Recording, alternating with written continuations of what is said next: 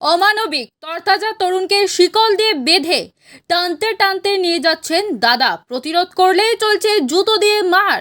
সঙ্গে দিদি থাকলেও কোনো প্রতিরোধ করছেন না তিনিও। সোমবার দুপুরে এমনই অমানবিক দৃশ্যের সাক্ষী থাকলো মালদা মেডিকেল কলেজ। পুরাতন মালদার মহিষবাথানি এলাকার বাসিন্দা নুরুল হক, তার ছোট ছেলে সারিকুল ইসলাম জন্ম থেকেই মানসিক ভারসাম্যহীন। পরিবারের দাবি 7 মাস বয়স থেকে পরিবারের লোকজন সারিকুলের মানসিক ভারসাম্যহীন হওয়ার বিষয়টি বুঝতে পারেন। চিকিৎসার জন্য সারিকুলকে রাঁচিতে পর্যন্ত নিয়ে যাওয়া হয়েছিল, কিন্তু তাতেও কোনো লাভ হয়নি।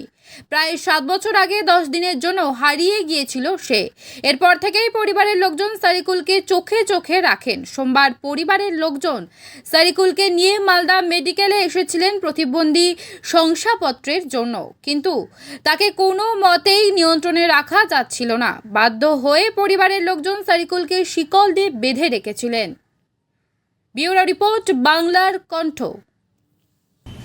এখনই বেঁধে রেখেছি, নাহলে বাঁধতে হবে না, মানে এখন থাকবে না এখানে। মারধর করে, হ্যাঁ আব্বাকে করে আর হ্যাঁ মাকে করে। মানে যখন কিনা ওর মাথা খারাপ করে, মানে মাথা বেশি হয়ে যায়, তখনই এরকম করে মারে। হারাম মারা তখন পালিয়ে যাবে, না হলে পরে ওকে ঘরে বন্ধ করে দেবে, আর নাহলে খুবই ঘেমে টেমে গেলে গোসল করবে, তখনই মাথা ঠিক করবে। নাহলে 5 দিন 6 দিন রাত্রে গোসল করতে চলে আলো, 11টা 10টা এরকম অব্দি। শরীকুল ইসলাম, আমার নাম মঞ্জুলা বিবি, এটা আমার ভাই হয়।